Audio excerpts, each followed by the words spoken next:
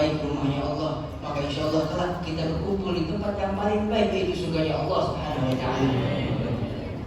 Alhamdulillah, salawat dan salam tak lupa selalu kita sajikan kepada kekasih kita baginda Nabi besar Muhammad sallallahu alaihi wasallam. Sama-sama pun kita berharap kepada Allah, mudah-mudahan duduknya kita, kumpulnya kita pada pagi hari ini, siang hari ini mendapatkan nadrah, mendapatkan pandangan dari Nabi Muhammad sallallahu alaihi wasallam, yang mana pandangan tersebut sangat mampu untuk menghilangkan karat-karat yang ada di dalam hati kita, sangat mampu untuk merubah seorang hamba yang tadinya malas menjadi istiqomah.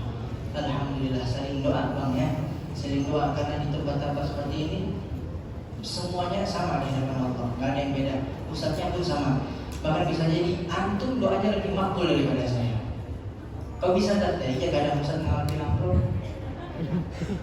duduk di depan ngambil amplop, doanya kan nggak kabul. Tapi antum yang hadir, bahkan mungkin ada rintangan di jalan itu yang mendapatkan nilai di sisi Allah Subhanahu Wa Taala. Di tempat-tempat seperti ini Allah kabulkan doa-doa kita, doakan orang tua kita, teman-teman kita, siapapun, insya Allah mudah-mudahan gobul hajat kita di dunia akhirat. Teman-teman yang dimuliakan oleh Allah Subhanahu Wa Taala, saya sapa dulu akan kita, akan gendang, akan Rifki.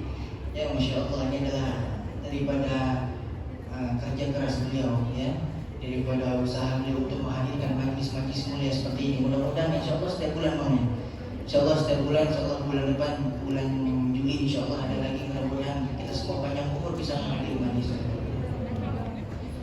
Alhamdulillah, Allah Subhanahu Wa Taala memberikan satu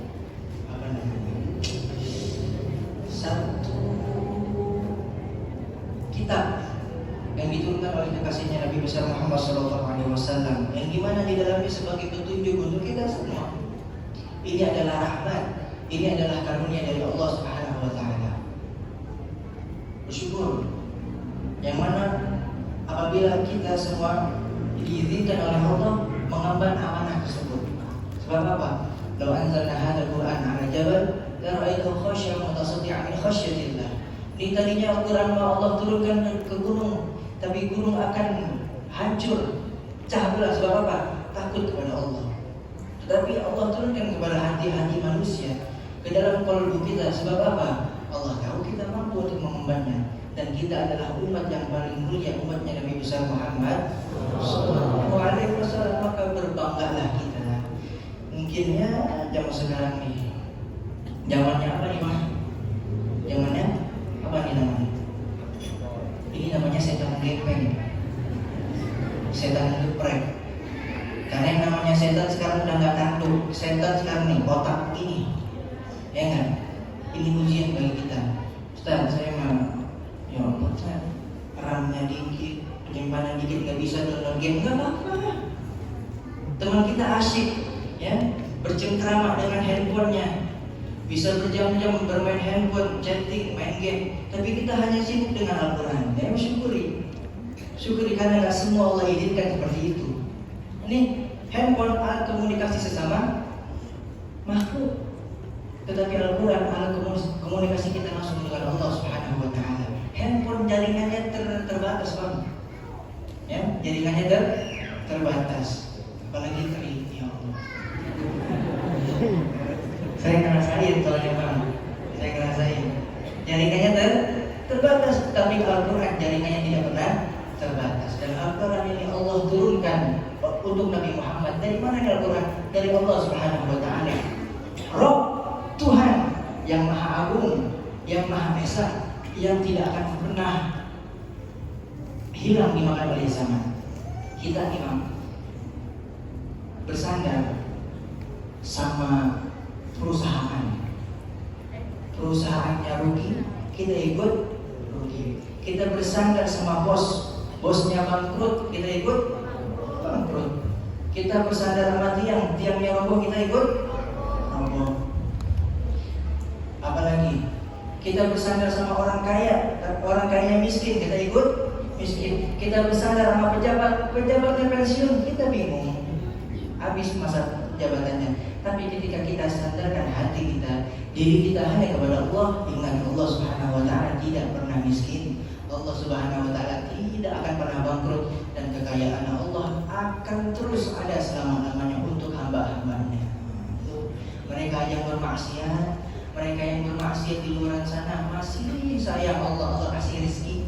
Mereka mau nyekek botol, Allah kasih botolnya. Ya enggak? Mereka mau main kapal, Allah kasih itu alatnya. Mereka aja seperti itu Allah kasih, apalagi kita yang duduk di sini dalam taat kepada Allah Subhanahu wa taala. Ini adalah satu karunia yang sangat begitu besarnya. Apalagi kita kumpul semua di sini karena Al-Qur'an. Kita disatukan oleh Al-Qur'an. Alhamdulillah. Banyak kalau kita berbicara tentang Al-Qur'an, para salaf kita, para ahli bait kita, anak cucu daripada keturunan Rasulullah SAW, mereka semua mengikuti datuknya Rasulullah SAW, bagaimana akhlak mereka bercengkrama dengan Al-Qur'an. Kalau kita nih bang, ya, bahagia kita hanya sebatas apa? Tenang, adem, gitu doang. Ya karena makom kita seperti itu, level kita hanya sebatas itu. Tapi lihat mereka orang-orang soleh, para kekasih Allah, yang Al-Habib Muhammad bin Hasan Jamalulail, beliau dikenal sebagai ahli Quran. Saking dekatnya dengan Al-Quran, kalau kita hanya sebatas tenang tadi saja, tapi beliau saking dekatnya dengan Al-Quran, Al-Quran mendarah daging di dalam tubuh beliau. Sehingga ketika Al-Habib Muhammad bin Hasan Jamalulail, beliau ini belum ratusan tahun yang baru meninggal. Beliau ketika membaca Al-Quran, kan kita nih halakoh nih, dari depan sampai belakang. Kalau beliau lagi ngomong, lagi keluarin ayat-ayat suci Al-Quran, dari depan sampai belakang semuanya mencium aroma madu dan susu. Tapi begitu beliau selesai baca Quran, hilang tuh aromanya. Hilang aromanya. Ini ada santrinya lama pengen nanya, kepo sama ini gurunya. Kapan waktu yang tepat ya? Akhirnya ada waktu yang tepat selesai pengajian, beliau samperin gurunya. Wahai guru, saya ini satu penasaran sama antum. Ketika engkau membacakan Al-Quran, kami ini murid-murid engkau mencium aroma madu dan susu satu banget. Tapi ketika engkau tutup Al-Quran, nggak baca Quran lagi, aroma madu dan susu hilang dari penciuman kami. Apa kata beliau? Ingat, ini satu rahasia yang belum pernah diberikan kepada siapapun. Ketika saya membaca Al-Quran, saking dekatnya beliau dengan Al-Quran, Allah berikan suatu kenikmatan lebih daripada yang lain. Apa kata beliau? Ketika saya membaca Al-Quran, saya merasakan seperti ada aroma madu dan susu, seperti ada madu dan susu di dalam mulut saya. Dan ketika masuk bulan Ramadan, beliau mempunyai satu kamar khusus untuk ibadah. Masuk awal Ramadan, beliau masuk ke kamarnya ibadah. Ini dalamnya kamar mandinya. Ibadah di sana semua, pokoknya sampai akhir Ramadan beliau di dalam kamar tersebut nggak pernah keluar. Pembantunya ngasih setiap hari satu loyang gandum untuk buka sama puasanya ini gurunya. Ketika akhir Ramadan mau diberesin kamarnya, dilihat, masya Allah, itu 30 loyang di situ nggak habis, isinya masih ada. Ditanya oleh pembantunya, ditanya oleh istrinya, wahai suamiku, dari mana engkau buka? Dari mana engkau sahur? Apa kata beliau? Aku sahur dan buka dari kelezatanku membaca Al-Quran. Ya Allah. Kita coba, ya, kita bagaimana? Bagaimana hati kita? Bahkan ketika puasa, beliau itu kalau zikir, baca Quran nggak pernah di siang hari. Beliau semua zikir beliau baca di siang hari kecuali Al-Quran malam hari. Sebab apa? Kalau beliau baca Quran nggak ngerasa itu namanya haus lapar. Sebab apa? Al-Quran ada di dalam hatinya. Saya ingin merasakan laparnya puasa sehingga saya rubah zikir Al-Quran saya di malam hari. Masya Allah. Al-Habib Ja'far bin Syekh Al-Asghaf, beliau juga ahli Al-Quran. Ahli Al-Quran. Yang mana saking mulianya beliau sampai Allah uji. Kan begitu, kalau Allah cinta sama hambanya, Allah akan uji hambanya. Dikasih penyakit, beliau itu ada satu tumor di kusitnya, ada satu benjolan yang besar. Bertahun-tahun nggak pernah sembuh. Tapi sebab beliau dekat dengan Al-Quran, doa beliau dijabah. Doa beliau gampang dijabah. Kita pun gitu bang. Kalau doa kita mau gampang dijawab oleh Allah Subhanahu Wa Taala, rajin baca Quran. Ibarat pisau, coba pisaunya ada 2 pisau nih. Yang satu diasah dipakai, yang satu dipajang doang di dinding. Mana yang kira-kira lebih manfaat? Yang diasah yang dipakai. Mana yang kira-kira lebih menakutkan? Yang diasah yang dipakai. Al-Quran dibaca apa manfaatnya? Ustaz, biar setan kagak masuk. Ya Allah. Ente taruh tuh Quran di depan pintu rumah, setan pintar lewat pintu belakang. Depan belakang ente taruh, setan lewat jendela. Jendela yang taruh Quran bisa lewat dinding, pusing ente. Lalu bagaimana yang disebutkan Al-Quran bisa memberikan manfaat barokah? Adalah Al-Quran yang kita pakai, Al-Quran yang selalu kita baca. Al-Habib Syekh bin Ja'far As-Sagaf diuji oleh Allah dengan satu penyakit tumor di sini besar. Salah satu karomah beliau ketika berdoa selalu diijabah. Ada anak yang udah umur 7 tahun, 8 tahun belum bisa ngomong, didoain sama beliau bisa ngomong. Ada yang lagi sakit didoain langsung sembuh saat itu juga. Ada yang punya hajat mau ini mau itu didoain besoknya kabul. Tapi ada satu anak yang mulutnya nggak punya filter. Datang ke Habib Ja'far bin Syekh As-Sagaf. Ditanya, wahai Habib, Masya Allah, sudah banyak orang yang kalau akan langsung sembuh, tapi kenapa penyakitmu tuh di mulutmu nggak sembuh? Apa jawaban beliau? Itu tumor di sini dicabut sama beliau, dikeluarin. Ini yang kamu maksud. Bagi kamu ini adalah musibah, tapi bagiku ini adalah anugerah. Dibalikin lagi tuh ke sini. Sebab apa?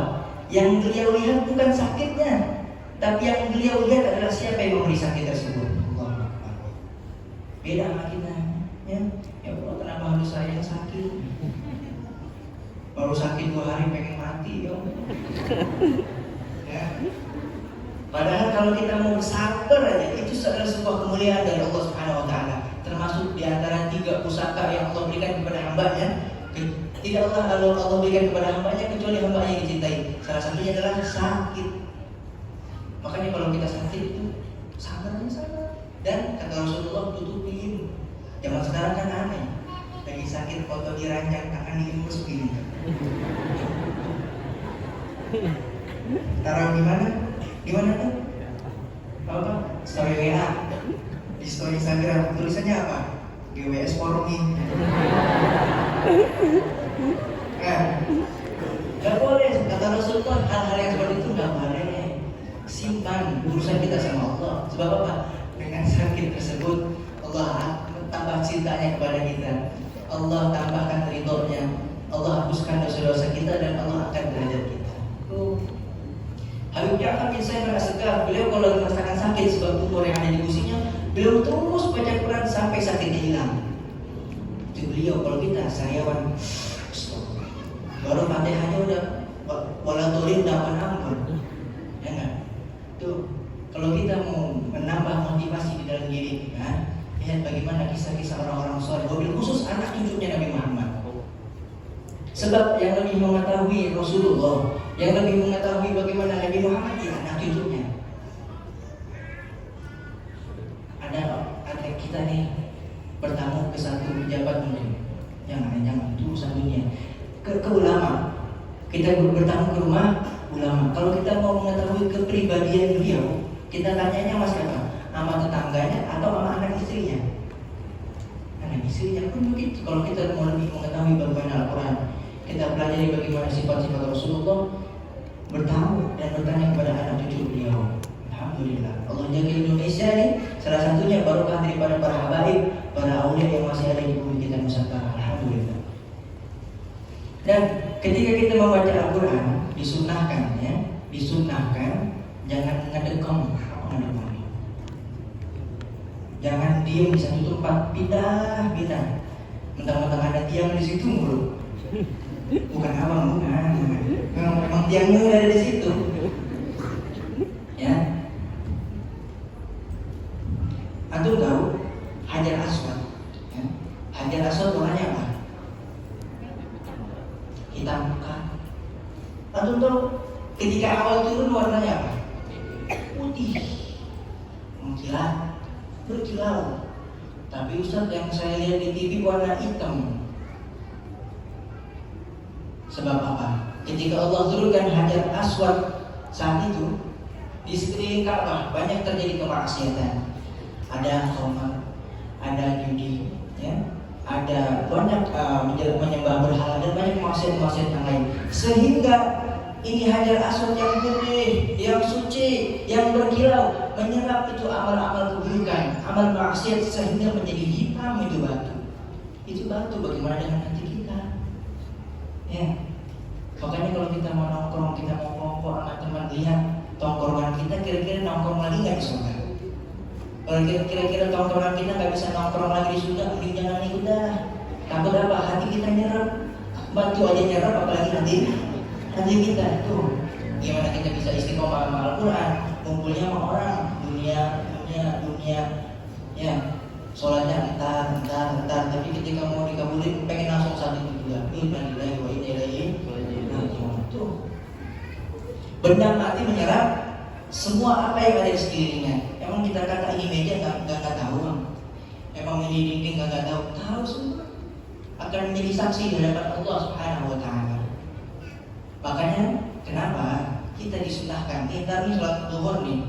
Ketika selesai sholat fardu, kita disunahkan untuk geser sedikit, bang, ke kanan, ya, ke kiri, ke depan atau ke belakang. Sebab apa? Sebab agar semakin banyak yang menjadi saksi kita di hadapan Allah Subhanahu Wa Taala. Tuh. Soalnya kalau yang nggak punya ilmu kan begitu kan. Saya pernah waktu kecil, saya lagi sholat tiba-tiba ada orang geser, kenapa sih tempat gua diambil? Padahal ilmunya itu kita perlu geser juga. Sebab apa? Agar semakin banyak yang menjadi saksi dari Allah Subhanahu Wa Taala. Bahkan bumi yang kita duduki saat ini, kita Tangerang banyak nih buminya, banyak datarannya. Tapi ketahuilah, seluruh dataran, seluruh bumi yang ada di Tangerang iri dengan masjid At-Taqwa. Sebagaimana yang disebutkan di dalam hadis Nabi Muhammad SAW, kalau kita nih Allah bukakan mata kita, Allah bukakan telinga kita, maka kita akan bisa mendengar apa percakapan para bumi yang sedang kita duduki saat ini. Apa kata bumi di dalam hadis Rasulullah? Laqad marra bi al-yawm dzakirun lillah. Alhamdulillah, telah ada di atas aku nih orang-orang yang berzikir kepada Allah, orang-orang yang majelis ilmu, orang-orang yang baca Quran.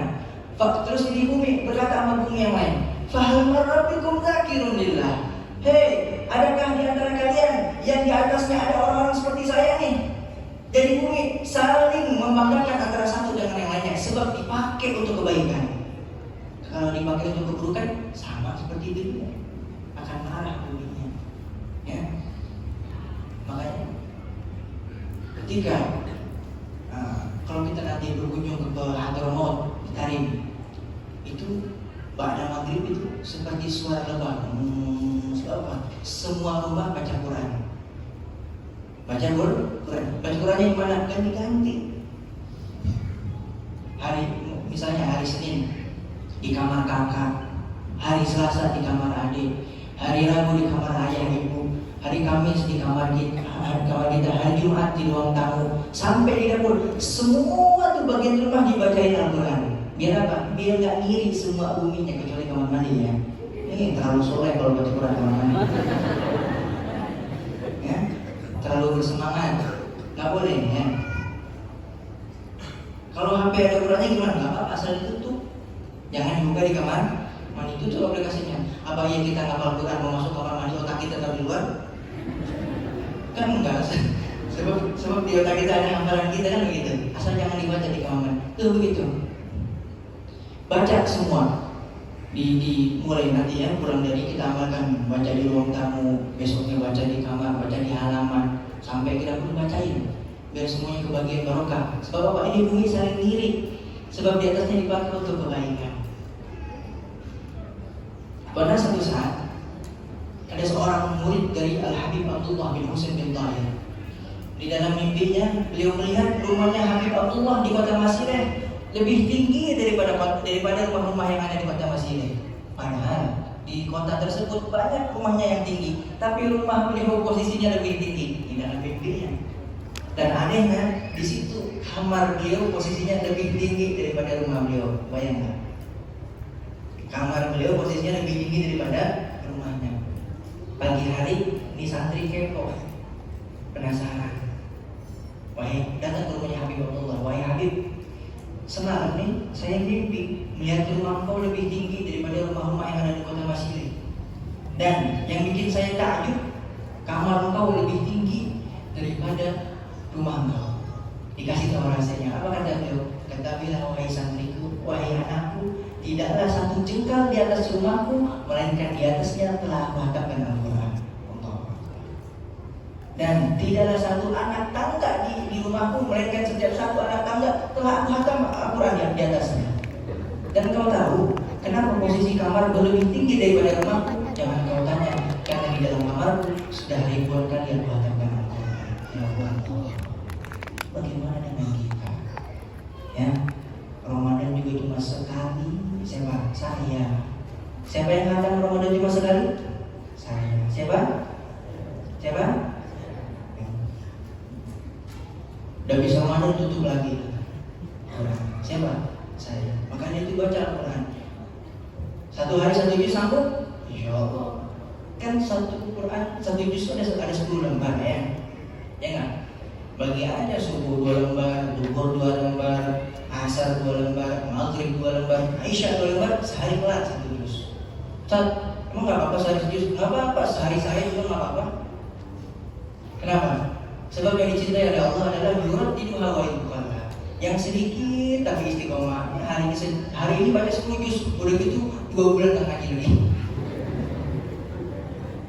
Mana yang lebih afdal? Mana yang lebih baik? Sehari 1 juz, sehari 1 ayat. Emang nggak apa-apa? Ya nggak apa-apa. Nggak ada undang-undangnya. Tapi sebab kegigihan kita, kesabaran kita, ya Allah, aktivitasnya banyak, belum lagi les, belum lagi rapat, belum lagi apa segala macam. Saya cuma mampu baca segini, Allah sehari nggak apa-apa.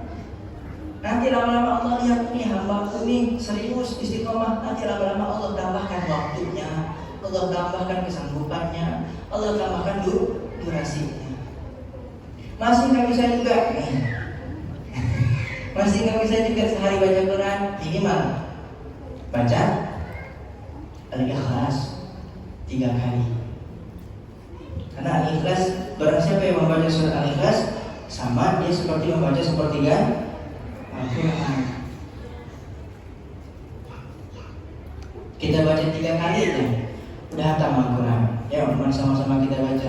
Bismillahirrahmanirrahim. Qul huwallahu ahad, Allahus samad, lam yalid wa lam yulad wa lam yakul lahu kufuwan ahad. Bismillahirrahmanirrahim. Qul huwallahu ahad, Allahus samad, lam yalid wa lam yulad wa lam yakul lahu kufuwan ahad. Bismillahirrahmanirrahim. Qul huwallahu ahad, Allahus samad, lam yalid wa lam yulad wa lam yakul lahu kufuwan ahad. Hatam 1. Dan kata Rasulullah, barang siapa yang baca Al-Ikhlas 10 kali, Allah bangunkan istana untuknya di surga. Tadi udah berapa kali? Tambah 7. Bismillahirrahmanirrahim. Qul huwallahu ahad, Allahus samad, lam yalid wa lam yulad wa lam yakul lahu kufuwan ahad. Bismillahirrahmanirrahim. Qul huwallahu ahad, Allahus samad, lam yalid wa lam yulad wa lam yakul lahu kufuwan ahad. Bismillahirrahmanirrahim. Qul huwallahu ahad, Allahus samad, lam yalid wa lam yulad wa lam yakul lahu kufuwan ahad. Bismillahirrahmanirrahim. Qul huwallahu ahad, Allahus samad, lam yalid wa lam yulad wa lam yakul lahu kufuwan ahad. Bismillahirrahmanirrahim. Qul huwallahu ahad, Allahus samad, lam yalid wa lam yulad wa lam yakul lahu kufuwan ahad. Bismillahirrahmanirrahim. Qul huwallahu ahad, Allahus samad, lam yalid wa lam yulad wa lam yakul lahu kufuwan ahad. Bismillahirrahmanirrahim. Qul huwallahu ahad, Allahus samad, lam yalid wa lam yulad wa lam yakul lahu kufuwan ahad. Kita udah punya satu istana di surga. Sertifikatnya udah dicatat sama malaikat. Mau nerima kapan? Mau nerima kapan sertifikatnya, Bang? Kalau mau sekarang ya silakan. Ya. Tuh. 3 kali khatam Quran, 10 kali Allah bangunkan di sana di surga. Bahkan kata Rasulullah Shallallahu Alaihi Wasallam, barang siapa yang membaca Al-Ikhlas 10 kali, membaca setiap habis sholat Al-Ikhlas 10 kali, dan juga dibaca 3 kali pagi sore, kan ada tuh yang wirid pagi, wirid sore ya. Kata Rasulullah Shallallahu Alaihi Wasallam, hifid min al-afat wa kifayah di jami'il muhimmat. Dan barang siapa yang membaca tadi 10 kali Al-Ikhlas setiap selesai sholat, 3 Al-Ikhlas dan Falaq Nas setiap selesai sholat. Jadi Al-Ikhlasnya 10 kali ya setiap selesai sholat. Kalau yang 3 kali pagi, 3 kali sore, Al-Falaq, Al-Ikhlas, An-Nas 3 kali, maka kata Rasulullah tadi, hifid minal afat wa kifayah bi jamil muhimmat. Maka Allah akan jaga dari segala keburukan. Allah akan cukupi dari semua apa yang membebani pikirannya. Jadi nggak bakal mikir lagi tuh besok makan apa, besok mau enggak, udah Allah cukupi. Dan Allah berikan kemudahan untuk segala sesuatu yang disulitkan. Semua ya Rasulullah, semua. Rasulullah bilang tadi semua ya Rasulullah, iya semua. Ya kata dokter apa kita nurut baik. Tapi kata Rasulullah masih mikir, masa sih tidak baik ini ya. Amalkan ini. Apalagi kita zulzilat. Jadi ada satu orang tua di zaman Nabi Muhammad SAW udah gak kuat buat baca matanya, udah gak kuat buat makan Quran. Dia minta ajarin sama Rasulullah, ya Rasulullah ajarkan saya satu surat yang dimana saya akan selalu baca surat tersebut. Kemudian Rasulullah, masya Allah, Rasulullah Shallallahu Alaihi Wasallam mengajarkan surat yang diawali dengan alif lam ra. Panjang apa enggak? Panjang. Ya Rasulullah, saya udah nggak kuat, mata saya udah nggak kuat, saya nggak bisa hafal. Rasulullah ajarin yang lain. Rasulullah ajarin lagi surat yang dimulai dengan Hamim. Masih panjang nggak? Masih. Nego lagi, ya Rasulullah, saya udah tua ya Rasulullah, maka saya nggak bisa bacanya, saya nggak bisa ngapal ya Rasulullah. Ajarin saya surat yang lain. Rasulullah sedih. Ada nggak model kita begitu? Nah di sini mah nggak ada, insya Allah. Kalau Rasulullah diajarin lagi surat yang berawal Sabbihis atau Sabbahalillah, itu kan masih panjang-panjang ya. Nengok lagi, ya Rasulullah, ini benar sumpah ya Rasulullah. Kalau bahasa kita begitu, saya udah nggak kuat ya Rasulullah, ajarin surat yang lain. Akhirnya kata Rasulullah diajarin satu surat yaitu Iza Zulzilatil. Karena kata Rasulullah, man qara'a idza zulzilat adatahu bi nisfil Quran. Kalau tadi Al-Ikhlas sepertiga Quran, maka Al-Zalzalah adalah bi nisfil Quran, setengah daripada Al-Quran. Kalau kita baca 2 kali udah pahalanya sama seperti khatam Al-Quran satu kali. Maka kata orang tua tersebut, demi Allah, setelah itu tidak ada yang saya baca kecuali surat Al-Zalzalah. Masya Allah. Walladzi ba'atsaka bil haqq la azidu 'alaiha. Demi Allah saya tidak akan menambah itu selain surat daripada Al-Zalzalah. Kemudian Rasulullah dengan senyum mengatakan, aflahan waikil. Sungguh beruntung itu anak kecil. Padahal siapa tadi orang tua. Sebab apa? Rasulullah yang menggambarkan dengan semangatnya, dengan semangat untuk ibadah. Yang tua pun sama Rasulullah dianggap muda. Berarti hitungan tua bukan dari segi umur. Selagi dia ada semangat untuk belajar, maka dia muda. Maka na'udzubillah banyak zaman sekarang betapa banyak orang tua, anak muda yang mudah menjadi itu tua. Sebab apa? Udah nggak ada semangat untuk belajar. Qad aflaha wa sungguh beruntung itu anak kecil. Masya Allah. Ya Allah, sholli ala Muhammad. Terakhir, wasiat daripada guru-guru kita, wabil khusus daripada guru saya, sebelum tidur nih, satu kebiasaan Rasulullah. Kalau kita cinta sama Rasulullah, kita lihat apa kebiasaan Rasulullah. Satu aja kita ikutin. Apa kebiasaan Rasulullah? Rasulullah tidak akan pernah mau tidur sebelum membaca surat Alif Lam Mim Tanzil, apa itu? As-Sajdah dan surat Al-Mulk. Sebab 2 surat ini mempunyai hasil yang agung apabila kita istiqomah untuk membacanya. Al-Mulk tuh banyak keutamanya, menjaga kita daripada gangguan-gangguan di dalam kubur. Bahkan ketika ada malaikat yang akan nyerempet kita, apa nyerempet kita? Nyabut, nyerempet ngomong. Itu ya. Mau nyambut kita, ini al-Maut datang di hadapan kita. Kata malaikat, minggir engkau, karena engkau adalah kalam Allah, gak mungkin aku memukul engkau. Apa kata al-Maut?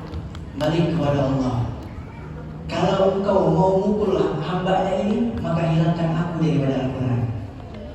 Karena aku selalu ada di dalam hatinya, aku ada di dalam mulutnya, aku ada di dalam matanya. Engkau tega mukul hambanya, ada aku di dalamnya.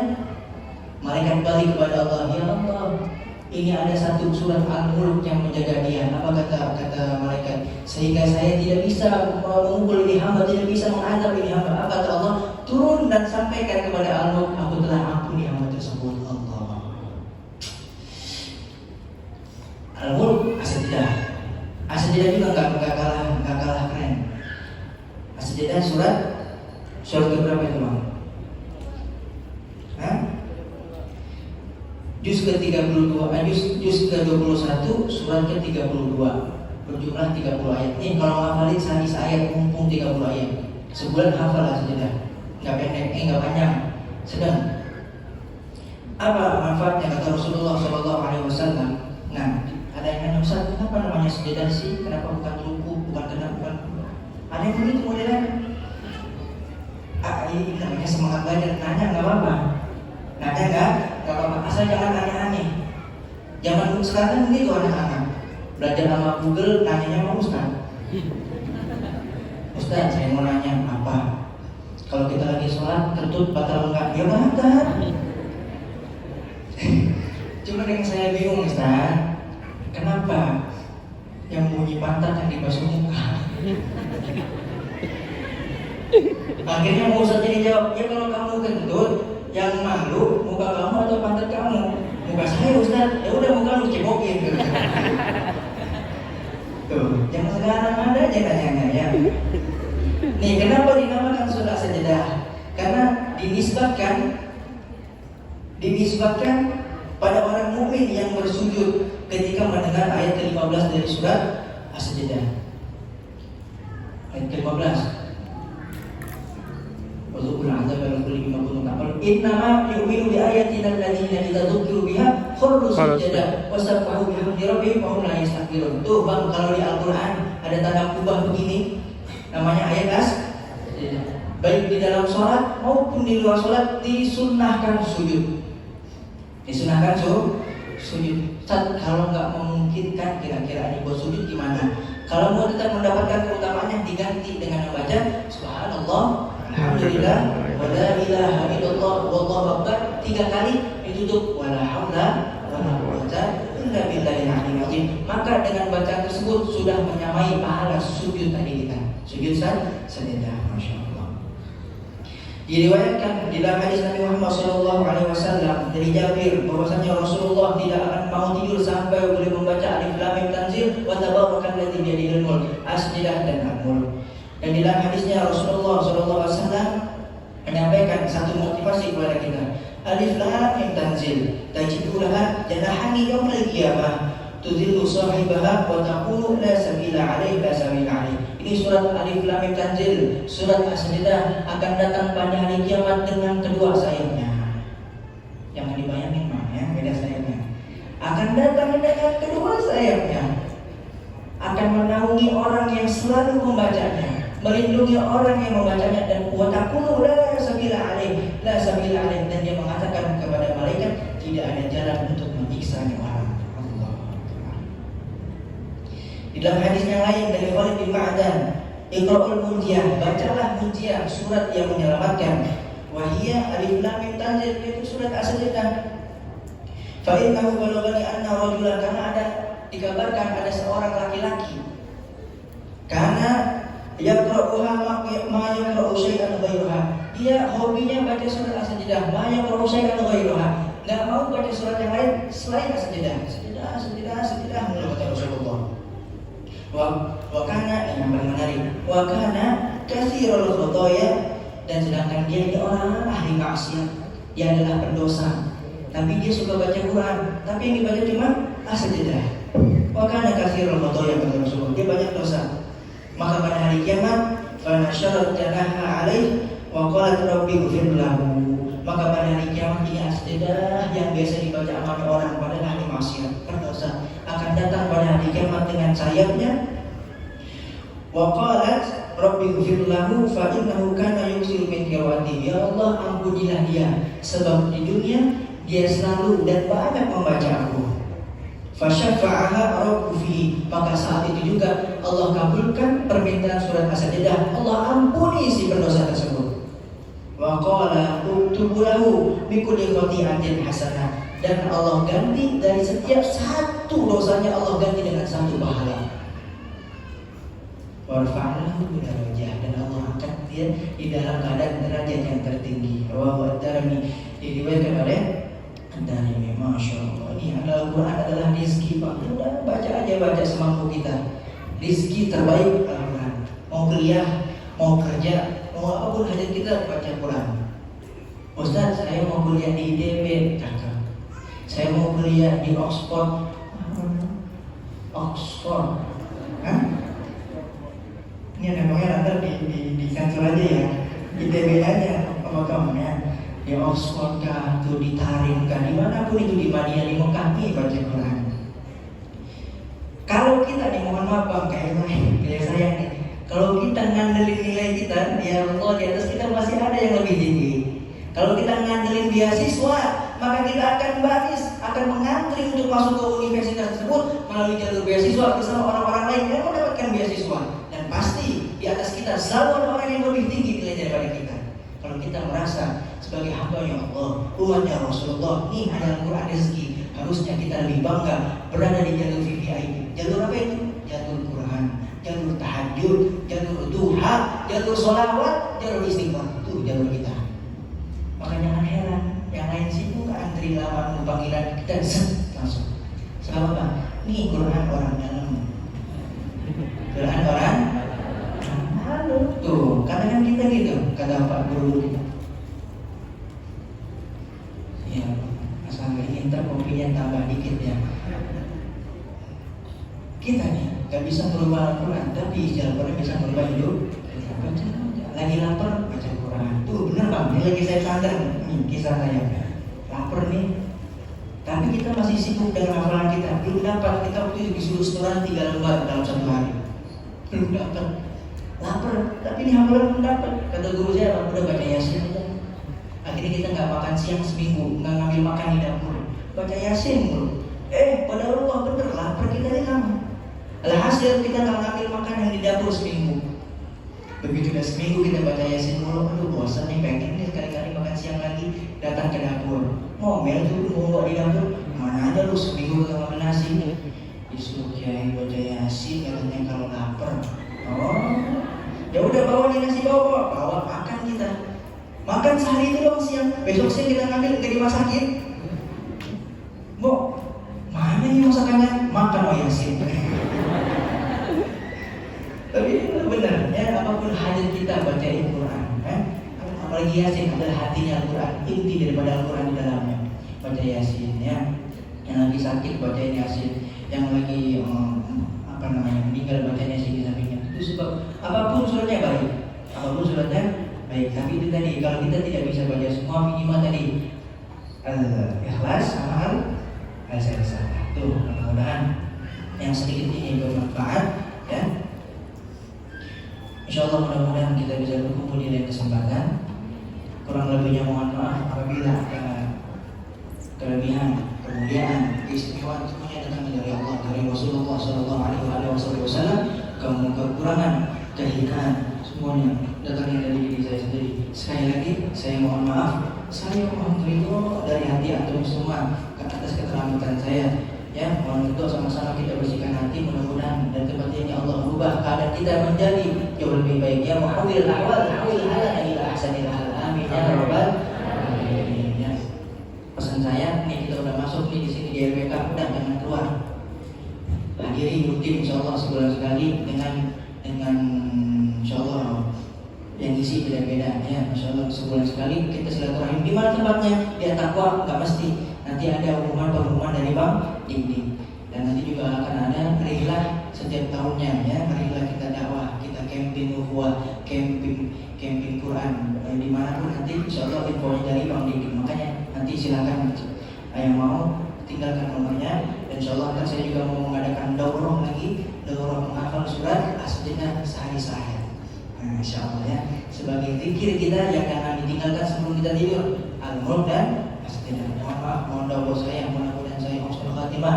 Semuanya husnul khatimah, semuanya Allah panjangkan umurnya dalam taat kepada Allah Subhanahu wa taala.